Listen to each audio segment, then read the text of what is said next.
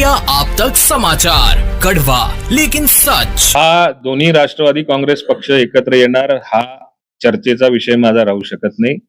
याच्यात पक्षश्रेष्ठीच ठरवतात आणि पक्षश्रेष्ठी जो निर्णय घेतील। संपूर्ण महाराष्ट्रामध्ये काल प्रदेश अध्यक्षांच्या अध्यक्षतेखाली ज्या ज्या ठिकाणी महापालिकेच्या निवडणुका घोषित झालेल्या आहेत त्याची एक बैठक झाली आणि त्या बैठकीमध्ये प्रदेश अध्यक्षांनी क्लिअर कट आम्हाला सूचना दिल्या की ज्या महापालिकेमध्ये शक्य असेल तर त्या पालकमंत्र्यांशी किंवा त्या प्रभारींची आपण युतीच्या संदर्भामध्ये चर्चा करायची आणि युतीच्या संदर्भामध्ये चर्चा करून आपण निवडणुका युतीमध्ये त्या ठिकाणी निवडणुकांना समोर गेलं पाहिजे अशा सूचना दिल्या। त्याच धर्तीवरती आज आम्ही जळगाव महापालिकेची बैठक या ठिकाणी आता बोलवलेली होती। दुपारनंतर धुळ्याला आहे। या दोन्ही महापालिकेच्या चर्चेच्या संदर्भामध्ये प्रमुख जे नेते आहेत जिल्ह्यातले त्यांच्याशी चर्चा झालेली आहे।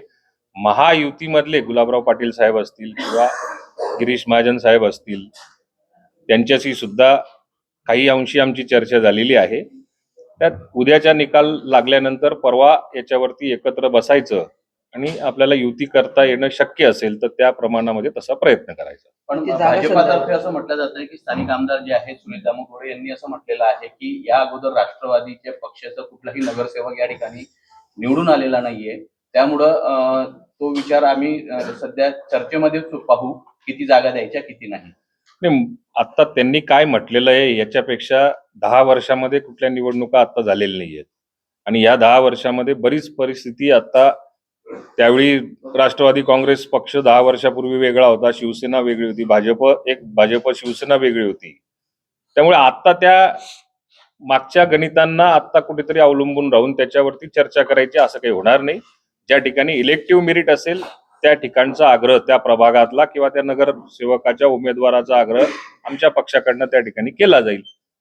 युतीमध्ये ज्या काही गोष्टी घडतील किंवा चर्चेअंती ठरतील त्याच्यानंतरच आपण कोण काय म्हणतं याच्यापेक्षा नेत्यांबरोबर चर्चा झाल्यानंतरच याच्यावरती आपण चर्चा करू शकतो। आता आपल्या किती जागा इलेक्टिव्ह मेरिटच्या आहे आणि किती जागांचं आपलं नेमकं कॅल्क्युलेशन झालेलं आहे महापालिकेच्या? आम्ही आमच्या जिल्हा अध्यक्षांच्या माध्यमातून जवळपास मागच्या 3 दिवसापासून आम्ही उमेदवारी ज्यांना ज्यांना करायची इच्छा असेल इच्छुक उमेदवारांचे अर्ज भरलेले आहेत।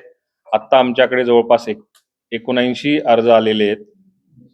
साधारण 2 दिवसामध्ये हे 150च्या आसपास अर्ज येऊ शकतात। प्रत्येक प्रभागामध्ये कॅपॅसिटी असलेला किंवा जनसंपर्क असलेला लोकांच्या मनात असलेला उमेदवार हा कोणत्या कोणत्या प्रभागात किती चांगला राहू शकतो असं चयन केलं जाईल।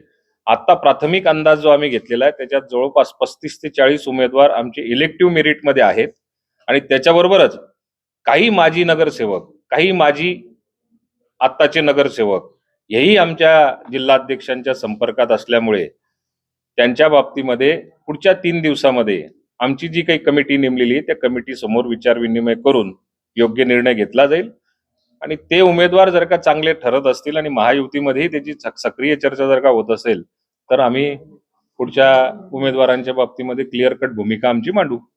महायुतीत किमान किती जागांवर तडजोड अपेक्षित? नाही, असं किती जागांवर तडजोड असं काही म्हणता येत नाही।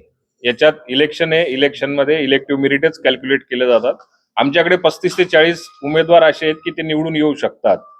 अशी उमेदवार एवढी संख्या जर का असेल तर कुठे समजा जर का चर्चेअंती आमच्या उमेदवारापेक्षा त्यांच्याकडे चांगला उमेदवार जर का असेल तर एक पाऊल मागे पुढे होऊ शकतं, पण चर्चा झाल्यानंतरच याच्यावरती बोलता येईल। महायुतीत चर्चा फिसकटली तर पुढचं काय पाहू शकतो? महायुतीची चर्चा बोलणीच झाली नाही तर फिसकटण्याची आपण आता विचार करण्यात काही अर्थ नसतो। जोपर्यंत बोलणं होत नाही त्यांच्याशी चर्चा होत नाही। पण आत्ताच्या जे काही बोलण्यावरून मी जे काही गुलाब भाऊंशी बोललो असेल, राजूमामा भोळेंशी बोललो असेल, मंगेश चव्हाणांशी बोललो असेल, त्यांनी मला पॉझिटिव्ह या ठिकाणी सिग्नल दिलेला आहे। आपण 23 तारखेला या संदर्भात बोलू। उद्या नगरपालिकेच्या निवडणुका संपल्यानंतर काउंटिंग संपल्यानंतर परवा याच्या बाबतीमध्ये एकत्र बसू, अर्जांचं चयन होईल आणि त्याच्यानंतर त्यांच्याबरोबर चर्चा होईल। इंडिया आप तक समाचार, कड़वा लेकिन सच।